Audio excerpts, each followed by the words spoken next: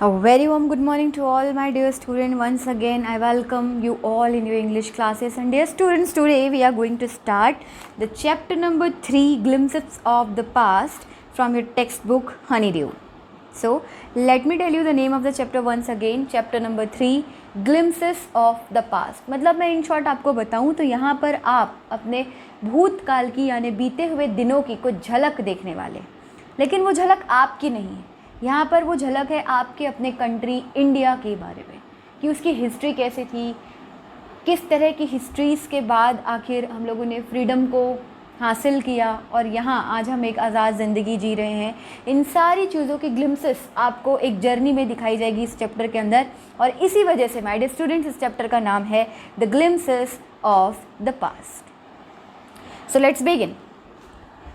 Before you read, here are some pictorial glimpses of the history of our country from 1757 to 1857. These pictures and speech bubbles will help clarify your understanding of the condition that led to the event known as the First War of Independence in 1857. The martyrs at a function in Delhi. Oh my countrymen, let your eyes fill with tears as you recall the sacrifices of India's martyrs. But students, यहाँ पर before you read में आपको ये बताया जा रहा है कि आइए अब ये चैप्टर आपको लेके चलेगा एक ऐसी जर्नी में जो जर्नी आपको बताएगी इंडिया की हिस्ट्री के बारे में, स्टार्टिंग फ्रॉम 1757 टू 1857। 1757 से 1857 तक की जो जर्नी रही है इंडिया के इतिहास की, हमारे फ्रीडम स्ट्रगल की, इसके बारे में आप लोगों को यहाँ पर बताया जाएगा। और इसके लिए आप लोगों को इस चैप्टर के अंदर बहुत ही खूबसूरत एक कॉमिकॉन व्यू में, कॉमिक्स के व्यू में आपके पूरे के पूरे चैप्टर को बबल्स के साथ यू नो डायग्राम्स के साथ यहाँ पर क्या किया गया है, रिप्रेजेंट किया है। और ये रिप्रेजेंट करते हुए आइए हम हमारी पहली पिक्चर देखते हैं, जहाँ पर हम आपको बताएंगे कि वहाँ पर पिक्चर में आखिर हो क्या रहा है। तो यहाँ पर बेसिकली आपको ये बताया जाएगा इस चैप्टर में कि 1757 से जो हमारा फ्रीडम स्ट्रगल शुरू हुआ, उस स्ट्रगल को करते करते करते करते किस तरह की दिक्कत परेशानी का सामना हमारी कंट्री में लोगों ने किया और फिर भी अपने आप को मोटिवेटेड रखा, और एट दी एंड वो 1857 तक पहुँचे, जहाँ पर first war of the independence यानी कि प्रथम स्वतंत्रता संग्राम आंदोलन जो है हम लोगों ने 1857 की लड़ाई में लड़ा। यहाँ तक की कहानी हम लोगों को देखनी है। तो चलिए आइए पहली पिक्चर देखते हैं, जिसका नाम है दी मार्टियर्स। मार्टियर्स यानी कि शहीद। यहाँ पर एक पिक्चर आप लोगों को दिल्ली के एक फंक्शन की दिखाई जा रही है, जिसमें पंडित नेहरू जी बैठे हैं हमारे साथ में हैं, और यहाँ पे इंदिरा गांधी जी भी हैं, और साथ ही में यहाँ पर और भी कुछ लोग हैं, और आपको यहाँ पर लता मंगेशकर जी भी दिख रही है जो माइक पकड़े खड़ी हुई हैं। नीचे वाली पिक्चर में भी आपको बहुत सारे क्रांतिकारी और बहुत सारे मार्टियर्स, और साथ ही नेहरू जी और गांधी जी और सुभाष चंद्र बोस, झांसी की रानी लक्ष्मीबाई, तात्या टोपे, भगत सिंह, इन सब की आपको वहाँ पे चित्र दिख रही है, पिक्चर दिख रही है। तो आइए देखते हैं कि पहले वाले सीन में आपको क्या बताया जा रहा है। पहले सीन में आपको बताया जा रहा है कि दिल्ली में जब नेहरू जी के समय पर एक फंक्शन आयोजित किया गया, वो फंक्शन था हमारे मार्टियर्स को याद करने के लिए, यानी कि शहीदों को याद करने के लिए। तो लता मंगेशकर जी को वहाँ पर बुलाया गया था। वो माइक पे खड़ी हैं, वो और वे गाना गा रही हैं, एक ट्रिब्यूट दे रही हैं गाना गा करके हमारे शहीदों को, और वो कहती हैं, इंग्लिश में यहाँ पर लिखा हुआ है बच्चों, O my countryman let your eyes fill with tears as you recall the sacrifices of Indian martyrs. मतलब ये इनका वही फेमस गाना है जो उन्होंने पहली बार गाया था, है मेरे वतन के लोगों ज़रा आँख में भर लो पानी, जो शहीद हुए हैं उनकी ज़रा याद करो कुर्बानी। ये गाना वो गा रही हैं, और इस सीन को दिखाते हुए आपका ये चैप्टर यहाँ से शुरू होता है। मतलब आपको बताया जा रहा है कि चलो आज हम याद करते उस जर्नी को जहाँ पर पहली बार हम एक ट्रिब्यूट देंगे हम उन सारे शहीदों को जिन्होंने हंसते हंसते हमारे देश की आज़ादी के लिए अपने प्राण न्यौछावर कर दिए। और हो ना हो ये जर्नी देखते हुए हम सभी की आंखों में कहीं ना कहीं उनको याद करते हुए कुछ पानी, कुछ आंसू तो आ ही जाएंगे। तो आइए बच्चों शुरू करते हैं। The company's conquests 1757 to 1849. With its superior weapon, the British East India Company was extending its power in the 18th century India. India 1765. India Princess British Territory. There is a map given you in the picture. Indian prices were short-sighted. That's upstart the Rajaba called the English merchants. They will help me to defeat him. The people had no peace due to such constant fights. The rivalries helped the East India Company and it could easily subdue Indian princes one by one. A far-seeing ruler like the brave Tipu of Mysore fought with the British till he died fighting. Thank God, there is no peace in the country now. No more wars and no looting by thugs. How did Indians react to these conquests? It is God who sent the British. Our destiny is linked with them. The white man has killed or dethroned our kings. Some kings were not good, but after all, they were of this land. Now we have become the slave of the foreigners. यहाँ पर अब बताया जा रहा है कि किस तरह कंपनी कॉन्क्वेस्ट का मतलब ये है कि जो ईस्ट इंडिया कंपनी ब्रिटिशर्स ने हमारे देश में आकर के शुरू करी, वो किस तरह अपने पैर पसारती गई और अपनी जड़ें हमारे देश में जमाती गई, इसके बारे में यहाँ पर बच्चों आपको बताया जा रहा है। इंडिया के 1756 का एक 65 का एक मैप आपको दिया हुआ है, जिसमें बता रहा है कि जो पिंक कलर का पोर्शन है वो टेरिटरी है जो कब्ज़ा कर ली गई है किसके द्वारा, ब्रिटिशर्स के द्वारा, और बाकी का पोर्शन जो है अभी वो खाली है। ठीक है, येलो पोर्शन जो है वो है तकरीबन कब्ज़ा कर लिया गया है कि इनके द्वारा, ब्रिटिशर्स के द्वारा। पिंक जो है वो टेरिटरी अभी भी खाली है जिस पे कब्ज़ा करने की वो कोशिश कर रहे हैं। ठीक, तो आइए देखते हैं क्या हो रहा है। 18th सेंचुरी में जब इंडिया पूरी ताकत से विश्व पटल पर धीरे धीरे आगे आ रहा था, तभी अचानक एक तूफ़ान आया और हमारे देश में ब्रिटिशर्स नाम के लोग, एक आंधी जो है वो आ गई। इन ब्रिटिशर्स ने आते ही हमारे देश पे अपने पैर जमाने शुरू कर दिए, और पैर जमाने का एक बहुत बड़ा मजबूत रास्ता इन्होंने ये निकाला कि चलो हम दो राजाओं को आपस में लड़वाते हैं और उनमें से एक की मदद कर देते हैं। ठीक है, तो ये लोग क्या करते थे बेटा, दो राजाओं को आपस में लड़वाते थे और लड़वाने के बाद किसी एक की मदद कर देते थे, मतलब उसके दोस्त बन जाते थे। लेकिन कैसी मदद करते थे, कहते थे कि अगर हम आपकी मदद करेंगे तो बदले में आप जो भी राज्य जीतोगे उसमें से आधा या आधे से ज़्यादा आप हमें दोगे। और सामने वाले राजा को क्या लगता था कि भाई मुझे अपने युद्ध को जीतना है, तो ज़्यादा से ज़्यादा इनको अपना राज्य तो देना पड़ेगा, पर युद्ध तो जीत जाऊंगा, मेरी नाक बच जाएगी। इस चक्कर में धीरे धीरे धीरे धीरे करते करते करते कैसे फूट डालो राज करो की नीति के तहत अंग्रेज़ों ने सारे भारत पर अपने पैठ अपना कब्ज़ा जमा लिया। जब ये कब्ज़ा वो जमा रहे थे तभी उन्होंने इस तरह की ही पैटर्न को अपनाते हुए धीरे धीरे धीरे धीरे अपनी पैठ आगे बढ़ाई। जब वो आगे बढ़े तो एक दिन वो पहुंच गए कहाँ पर, मैसूर के पोर्शन में। मैसूर के पोर्शन में उस समय जो वहाँ के राजा थे वो थे बहुत ही बहादुर राजा टीपू सुल्तान। इन सब का नाम हम जानते हैं। टीपू सुल्तान ने कहा मैं मर जाऊँगा, मैं युद्ध करते करते थक जाऊँगा, लेकिन अपना राज्य अपने जीते जी ब्रिटिशर्स के हाथ नहीं दूंगा। और ये कहते हुए देखिए वहाँ पे पिक्चर में आप देख सकते हैं टीपू सुल्तान पूरी बहादुरी के साथ ब्रिटिशर्स से लड़ रहे हैं और लड़ते लड़ते वो शहीद हो गए। और उसके बाद अंग्रेज़ों ने उनके राज्य मैसूर पर कब्जा कर लिया, लेकिन अपने जीते जी टीपू सुल्तान ने ब्रिटिशर्स को अपना राज्य नहीं दिया। एक तरफ तो कुछ राजा लोगों को ये लगता था कि ब्रिटिश जो हैं वो भगवान के देवदूत हैं, वो दूत बन के हमारे पास आए हैं, वो हमारी मदद करते हैं और हम युद्ध को जीत पाते हैं। वो ये नहीं समझ पा रहे थे कि युद्ध को जीतने के बदले में वो उन्हीं की ज़मीन पर कब्जा कर लेते हैं। उनको क्या लगता था कि हमको युद्ध जीतने में मदद करते हैं तो ये हमारे दोस्त हैं। उसी तरफ दूसरी तरफ जो जनता जनार्दन थी, जो कॉमन सिटीज़न थे, उनका ये कहना था कि हमारे राजा तो हैं अच्छे, लेकिन वो ब्रिटिशर्स के चंगुल में फंसते जा रहे हैं और उनको ये समझ में नहीं आ रहा है कि खुद तो वो उनके ग़ुलाम बन गए हैं और उनके चक्कर में हमको भी ब्रिटिशर्स का ग़ुलाम बनना पड़ रहा है।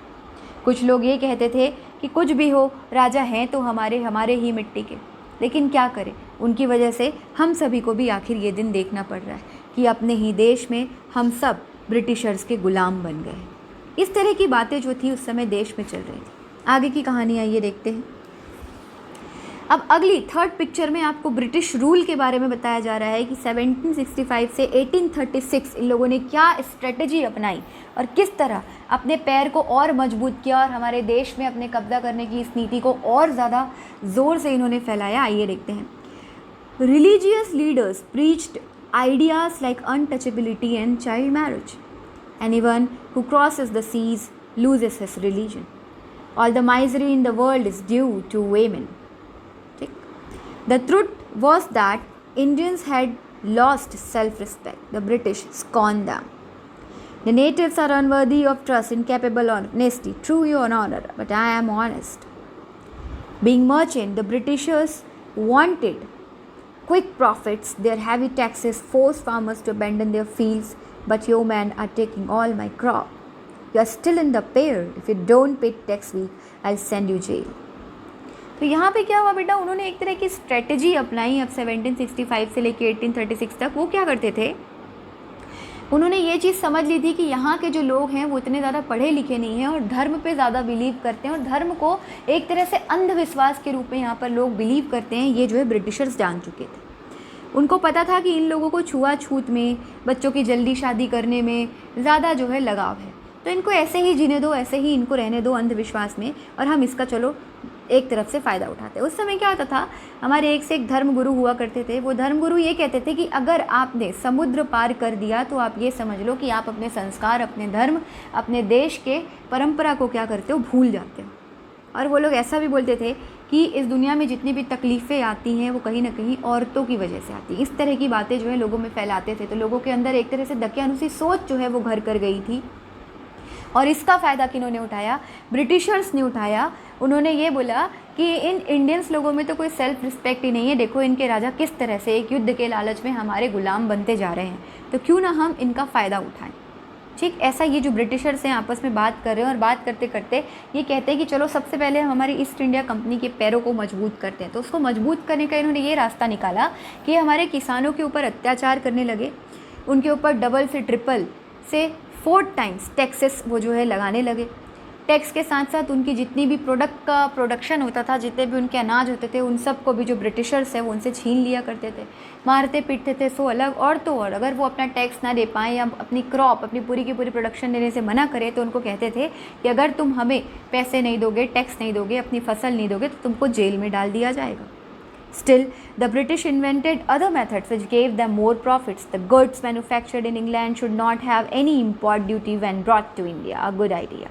The East India Company law began to cripple Indian industries. The inevitably famines followed. Between 1822 and 1836, 15 lakh Indians died of starvation. The British policies ruined the expert artisans and their business.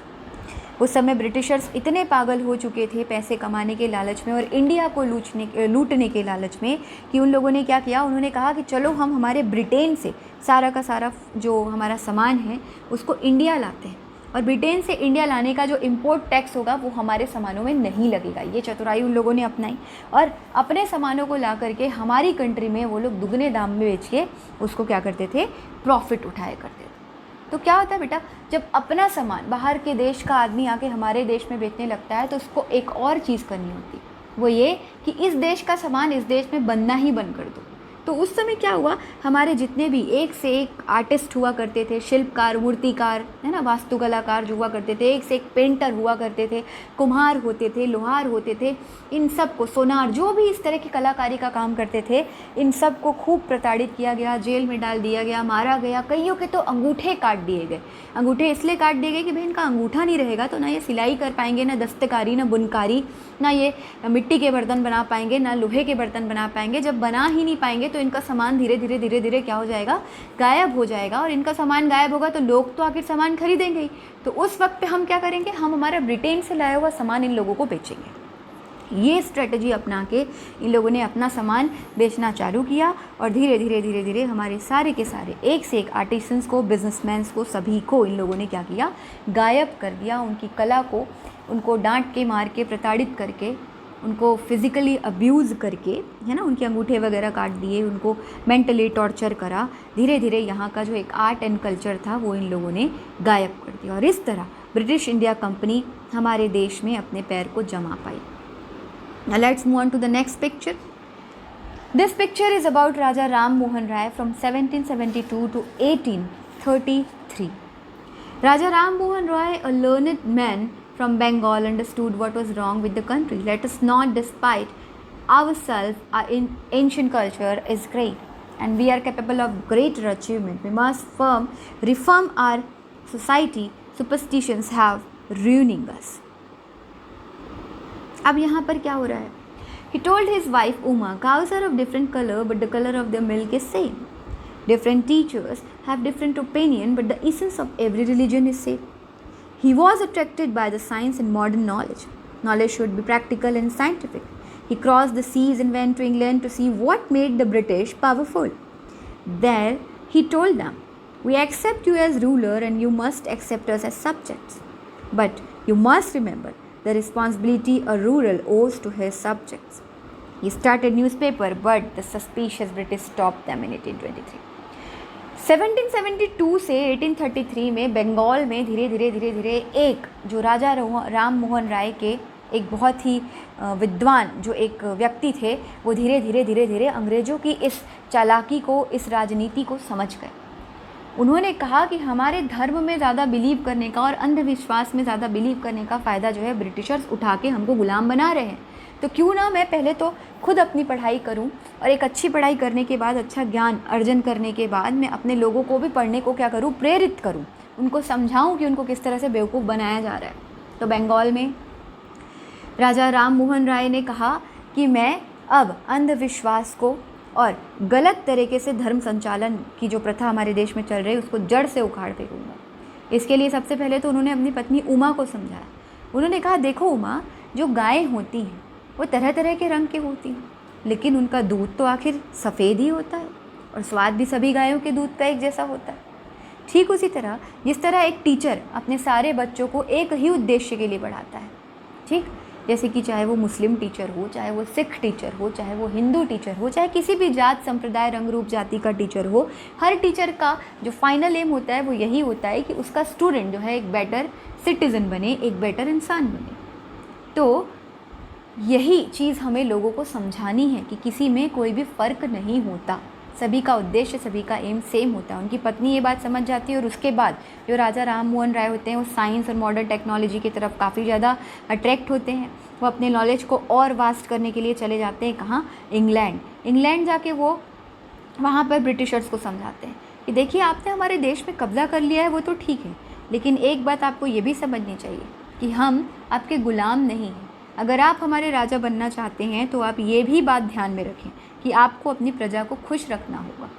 अगर आप नहीं रखेंगे तो फिर वो प्रजा आपके खिलाफ़ क्या करेगी, आवाज़ उठाए।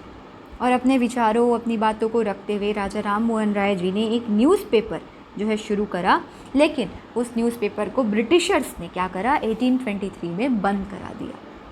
Let's go to the next page. Operations 1765 to 1835. But the British continued to oppress Indians. In 1818, they had passed Regulation 3. Under it, an Indian could be jailed without trial in a court. All the time, British officers in India drew big salaries and also made fortune in private business. By 1829, Britain was exporting British goods worth 7 crore rupees to India. Governor General Bentinck reported back home the bones of cotton weavers are bleaching the plains of India. The British prospered on the company's loot while Indian industries began to lie. अब क्या होता है, 1765 से लेके 1835 तक जो हमारे यहाँ ब्रिटिशर्स आए होते हैं वो एक नया रेगुलेटरी एक्ट नंबर 3 जो है वो पास कर देते हैं बच्चों 1818 में। उस एक्ट में ये बोला जाता है कि अगर कोई भी व्यक्ति ब्रिटिशर्स के खिलाफ़ कुछ भी बोलेगा, कुछ भी इस तरह की आवाज़ उठाएगा या कोई भी क्रांतिकारी कदम रखेगा या उनकी आलोचना यानी कि उनको क्रिटिसाइज़ करेगा, उनके बारे में कुछ भी बोलेगा, उनको हम सीधा जेल में डाल देंगे बिना किसी कोर्ट ट्रायल के। मतलब उनको कोर्ट में अपनी बात रखने का मौका नहीं दिया जाएगा, उनको सीधा पकड़ के हम जेल में डाल देंगे। और ऐसा करते करते करते करते हमारे एक से एक महान क्रांतिकारियों को, देशभक्तों को, जिन जिन लोगों ने भी इनके खिलाफ़ आवाज़ उठाई उनको जेल में डाल दिया गया।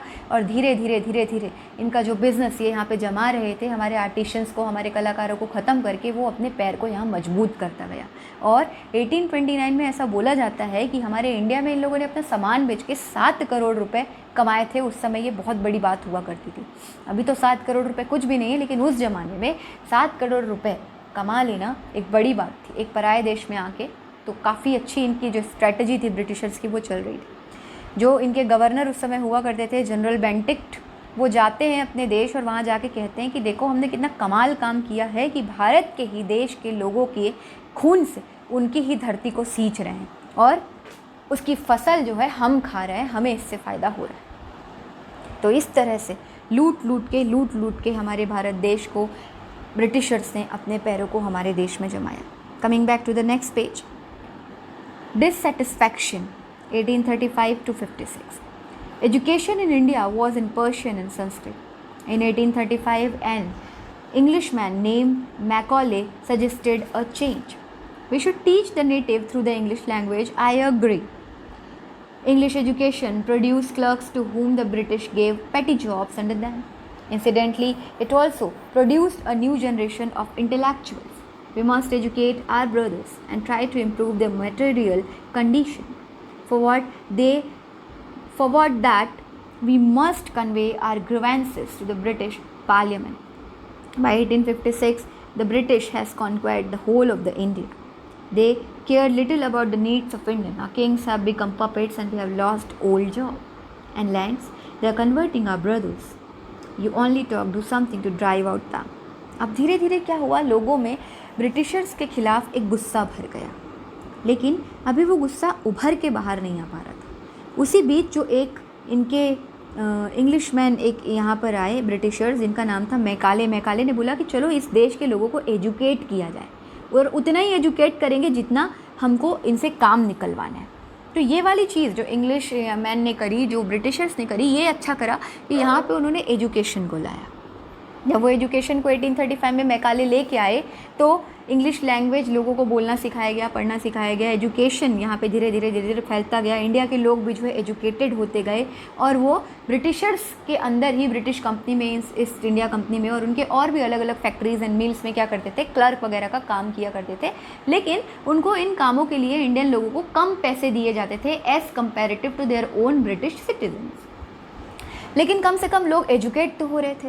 लोग एजुकेट हो रहे थे तो उनकी सोच में एक बदलाव आ रहा था। लोगों ने सोचना शुरू किया कि नहीं भाई, एजुकेटेड होने से हमारी सोच बदली है, चलो हम अपने और भी भाई बहनों को प्रोत्साहित करें कि वो लोग पढ़ाई करें। पढ़ाई करेंगे तो क्या होगा, उनकी सिचुएशन, उनकी गरीबी जो है वो दूर होगी, उनका विचार बदलेगा, वो होशियार बनेंगे। ऐसा सब लोग सोचते थे कि चलो एक काम तो ये लोग ठीक ठाक कर रहे हैं। लेकिन दूसरी तरफ उनको ये भी दुख था कि आखिर इतना पढ़ लिख के भी आखिर हमको गुलामी तो उन्हीं की करनी पड़ती, काम तो उन्हीं के अंदर करना पड़ता है। ऐसा करते करते करते करते आखिर लोगों के अंदर धीरे धीरे भड़ास फैलने लगी। 1856 तक जो ब्रिटिशर्स हैं उन्होंने कम से कम आधे से ज़्यादा इंडिया में, तकरीबन कह लो पूरे ही इंडिया में अपना कब्ज़ा कर लिया था। लोग जो है अब ये बोलने लगे थे कि हमारे राजा लोग तो हैं जो ब्रिटिशर्स के पूरी तरह गुलाम बन गए हैं और हमें अब ब्रिटिशर्स के अंदर उन्हीं की नौकरी करनी पड़ती है, गालियाँ खा खा के, मार खा खा के, प्रताड़ित हो के अपने ही देश में। हमारी ज़मीनें भी छीन ली उन लोगों ने, हमारा काम भी छीन लिया। अब ना चाहते हुए भी हमें उनके अंदर काम करना पड़ता है, लेकिन सही वक्त आने पर हम उनसे बदला ज़रूर लेंगे। इस तरह की बातें अब जो हैं लोग करने लगे। Moving towards the next point, the sparks, 1855 to 57. Taxes continued to ruin the peasants. In Bengal, the Santals, who had lost their land under new land rules, became desperate. In 1855, they rose in rebellion and scared European their supporters alike. Discontent was brewing in East India Company army too. The white soldier get huge payments and to live in servants, while we get pittance and slow promotion. The Angrez asked to cross the sea, which is against our religion, who is the Topiwala, to abolish our old age customs. We must drive out the Angrez. Sepoy Mangal Pandey attacked the adjutant of his regiment and was executed. Thousands of other sepoy revolted. They were stripped of their uniforms. Few Englishmen has cared to understand Indian custom or the people's mind. O proud Brahmin soldier, do you know that the grease on the bullet you have to bite is made of the fat of the cow and the pigs? What? The white man has deceived us too. Soon, chapatis were sent from village to village to tell people that the emperor would want their services. Yes, all my village men will be ready. Similarly, lotus flowers circulated among the Indian soldiers. Death to the foreigner. The masses gave up all the shelter to the patriots. अब क्या हुआ, 1855 और 57 में लोगों के अंदर Britishers के खिलाफ गुस्सा भर गया। उनकी मार, उनकी गालियाँ, उनका लोगों का ज़मीन लूट लेना, उनके काम बंद कर रहे हैं, सबसे लोग अब जो है वो थक गए थे। तभी पहली बार जो प्रोटेस्ट करा, तब पहली बार जो एक मुहिम, एक तरह का कह लो आपकी जो है रेबेल यानी कि क्रांतिकारी कदम जो है उठाया गया, एक बगावत करी गई ब्रिटिशर्स के खिलाफ। वो करी गई कहाँ पर? बंगाल में संथाल नाम की एक जगह है वहाँ पर। जो ब्रिटिशर्स ने एक न्यू लैंड पॉलिसी निकाली थी, उसके तहत क्या हुआ, संथाल जो है धीरे धीरे अपनी पूरी ज़मीन खो बैठे और उनके अंदर गुस्सा भर गया। उन लोगों ने अपना ग्रुप बनाया और यूरोपियंस के खिलाफ 1855 में वो लोग बिल्कुल मोर्चा खड़ा करके उनसे लड़ने के लिए आगे निकल आए। ये पहला ऐसा मोर्चा था आम लोगों के बीच में, किसानों के बीच में, जो गुस्से के रूप में निकल करके ब्रिटिशर्स के अगेंस्ट आया। अब लोगों के बीच बात चलने लगी। धीरे धीरे ईस्ट इंडिया कंपनी में जो इंडियन सोल्जर्स ब्रिटिशर्स के अंदर उनके सोल्जर्स बन के काम करते थे, उन लोगों के अंदर एक ये भावना आई कि भाई काम हम भी उतना ही करते हैं जितना ब्रिटिश सोल्जर करते हैं, लेकिन फिर भी उनका प्रमोशन पहले होता है, उनको सैलरी ज़्यादा मिलती, हमारा प्रमोशन भी बाद में होता है और हमको उनके कंपैरिजन में सैलरी भी कम मिलती, उल्टा मार डांट अलग खानी पड़ती है। ऐसा क्यों? धीरे धीरे भारतीय सैनिकों के अंदर विदेशी सैनिकों को मिलने वाले प्रॉफिट को देख करके एक आक्रोश जन्मा और उनमें से बीच में एक जो सिपाही थे मंगल पांडे, उन्होंने बोला कि हम ब्रिटिशर्स के खिलाफ सारे के सारे भारतीय सिपाही मिलके एक मोर्चा खड़ा करेंगे। और अब संथाल्स के बाद जो भारतीय सिपाही थे उन्होंने भी अंग्रेज़ों के खिलाफ एक मोर्चा शुरू कर दिया और उस मोर्चे में, उस लड़ाई में सारे सिपाही ने अपने कपड़ों के फट जाने तक, थक जाने तक और बिल्कुल आखिरी सांस तक ब्रिटिशर्स के खिलाफ जो है अपनी लड़ाई लड़ी और लड़ते मंगल पांडे उसमें क्या हुए, बहुत घायल हो गए, बहुत थक गए, लेकिन बाद में इनको फांसी दे दी गई। उसी बीच में और भी चीज़ें हुआ ये कि ब्रिटिश सोल्जर्स को क्या करते थे बेटा, वो जो हमारे कारतूस यानी बंदूक के अंदर जो भरने वाली गोली बनती है उसके ऊपर एक कवर होता है, उस कवर को खींचना पड़ता है दांत से, देन आप गोली को अपनी पिस्टल में डालते हैं और आप फायर करते हैं। तो वो जो कवरिंग बनती थी उस पर्टिकुलर बुलेट की, वो कवरिंग जो होती है, वो गीस जो होता है, वो गाय और सुअर के चमड़ों से, उनके मांस से बनाया जाता था। तो गाय को जो है हिंदू लोग पवित्र मानते हैं और सुअर को जो है मुस्लिम लोग मानते हैं और इन दोनों को अपने मुंह में लगाना, खाना जो है ये उचित नहीं समझते। तो इस चीज़ से क्रांतिकारी सिपाही जो थे, जो ब्रिटिशर्स के अंदर काम कर रहे थे, उनका दिमाग ख़राब हुआ। उन्होंने कहा अब तक तो हमारी ज़मीन से खेलते थे, हमको मेंटली फिजिकली टॉर्चर करते थे, अभी हमको रिलीजियसली टॉर्चर करेंगे, हमारे धर्म के खिलाफ ये खिलवाड़ करेंगे। तो सारे के सारे क्रांतिकारी एक हो गए। अब धीरे धीरे एक दूसरे को ये बताने के लिए कि हम ब्रिटिशर्स के अगेंस्ट क्या करने वाले, आवाज़ उठाने वाले, इन्होंने कुछ साइन लैंग्वेज अपनाई। एक आदमी दूसरे आदमी को रोटी दे देता था और बोलता था कि हम जो है एकजुट होकर लड़ने वाले, क्या तुम हमारे साथ हो? तो अगला आदमी भी उसको एक रोटी का टुकड़ा देता था और कहता कि हम और हमारे पूरा का पूरा गाँव तुम्हारे साथ। धीरे धीरे लोगों ने इस तरह से साइन लैंग्वेज को यूज़ करके एक दूसरे को बताया कि अब हम जो है एकजुट होकर ब्रिटिशर्स के खिलाफ लड़ेंगे। कुछ लोगों ने साइन लैंग्वेज के लिए लोटस यानी कि कमल के फूल को यूज़ किया। जो सोल्जर्स हुआ करते थे एक दूसरे को लोटस दिया करते थे और कहते थे कि अब हम देशभक्त होकर अपने देश के लिए लड़ेंगे। Moving to the next page, revolt 1857। Then there was a violent outbreak at Meerut. The Sepoy marched to Delhi. Long live our Emperor Bahadur Shah. The rebellion spread wider. Many landlords had lost their land because of the British policies, and they were sore. The white man's rule must stand. Yes, we will help you. अब क्या हुआ, मेरठ में अचानक एक दिन 1857 को भारतीय सैनिकों ने ब्रिटिशर्स के अगेंस्ट अपनी आवाज़ खड़ी कर दी और वो गए कहाँ पर, बहादुर शाह ज़फ़र के पास। और बहादुर शाह ज़फ़र को जाकर के उन्होंने बोला कि आप भी हमारा साथ दो, हम जो है ब्रिटिशर्स के ख़िलाफ़ अब लड़ाई लड़ेंगे। बहादुर शाह ज़फ़र ने बोला मैं और मेरी पूरी की पूरी सेना तुम लोगों के साथ है। और पूरा का पूरा देश एकजुट होकर उस समय अंग्रेज़ों के ख़िलाफ़ जो है वो लड़ने लगा। धीरे धीरे लैंडलॉर्ड्स यानी कि ज़मींदारों के अंदर भी अब जो है ब्रिटिशर्स के ख़िलाफ़ खुन्नस भर गया था, क्योंकि उनकी भी ज़मीन उन लोगों ने छीन ली थी। तो उन लोगों ने बोला कि कुछ भी हो जाए, इन गोरे लोगों को हमारे देश से खदेड़ भगाना है। तो बाकी के लोग भी जो हैं वो भारतीय सिपाहियों के साथ, इंडियन सोल्जर्स के साथ मिल गए, बहादुर शाह ज़फ़र और उनकी सेना भी उनके साथ मिल गई, लैंडलॉर्ड्स भी मिल गए। धीरे धीरे इनका ग्रुप जो है वो बड़ा हो गया। Now the last point, that is fight for the freedom 1857. Many former rulers like Begum Hazrat Mahal of Lucknow were bitter. The white man has taken away my kingdom. Popular leaders like Maulavi Ahmadullah of Faizabad told the people, rise brother rise, the Angrez is ruining our land. They joined the upsurge against the foreigner. The people rose everywhere in Bareilly, Kanpur, Allahabad. Azimullah Khan told Tatya Thupe, we should have Peshwa Nana Sahib as a leader in this war of independence. The patriots pounced upon the British and fought pitch battle with all over North India. 80-year-old Kuwar Singh of Bihar received a bullet in his wrist. Mother Ganga, this is my last offering to you. अब क्या हो रहा है बेटा, देश के कोने कोने में सारे के सारे जो बड़े बड़े नेता हैं, जो एक से एक राजा महाराजा हैं, है ना, एक से एक जो इनके क्या हैं, जैसे उस समय बहादुर शाह ज़फ़र हो गई, और ये आपको यहाँ से बताया जा रहा है लखनऊ से बेगम हज़रत महल जो हो गई, ये भी एक होगी। देखिए हिंदू मुस्लिम ज़मींदार किसान सब लोग जो है बिना रंग रूप जाति ऊंच नीच जात पात के धर्म के जो है एक हो रहे हैं। लखनऊ से बेगम हज़रत महल आगे आई, तो वहीं जो है मौलवी अहमदुल्ला जो है फैज़ाबाद में लोगों को बोले कि आप भाइयों आगे आइए, अंग्रेज़ जो है हमसे हमारी ज़मीन छीन के हम ही को गुलाम बना रहे हैं। उस तरफ क्या हुआ, अज़ीमुल्ला खान ने तात्या टोपे साहब को बोला कि तात्या टोपे साहब हम क्या करते हैं, पेशवा नाना साहब को हमारे इस वॉर ऑफ इंडिपेंडेंस का लीडर बना देते हैं और टूट पड़ते हैं ब्रिटिशर्स के ऊपर, और अपने इस नॉर्थ इंडिया में हम एक बैटल की शुरुआत करते हैं। तो बरेली, कानपुर, इलाहाबाद, है ना, लखनऊ से हज़रत बेगम महल, मौलवी अहमदुल्ला और आपके अज़ीमुल्ला खां, तात्या टोपे, पेशवा नाना साहब सब लोग एक हो गए और नॉर्थ इंडिया में एक जो है बहुत बड़ी मुहिम 1857 में the fight for freedom, the first war of independence of India जो है ब्रिटिशर्स के अगेंस्ट छेड़ दी गई। उस वॉर में एक 80 साल के कुंवर सिंह जो थे, बिहार से जो अंग्रेज़ों के खिलाफ़ लड़ रहे थे, उनकी कलाई में एक गोली आकर लगी। जब गोली लगी तो वो रुके नहीं, उन्होंने अपने तलवार से अपने उस कलाई को ही काट दिया ताकि वो ज़ख्म आगे ना बढ़े, वो दर्द उनको ना सहना पड़े। और एक हाथ से कलाई काटने के बाद भी कुंवर सां जो है वो लड़ते रहे और अपनी कलाई काटते वक्त उन्होंने माँ गंगा को कहा, वो उस समय नदी में थे, नाव में बैठ के लड़ रहे थे, कि हे गंगा मैया, मैं अपनी कलाई तुझे अपने देशभक्ति के भेंट स्वरूप तुझे अर्पित करता, मुझे ज़िंदा रख मेरी आखिरी सांस तक ताकि मैं ब्रिटिशर्स को अपने देश से खदेड़ सकूं।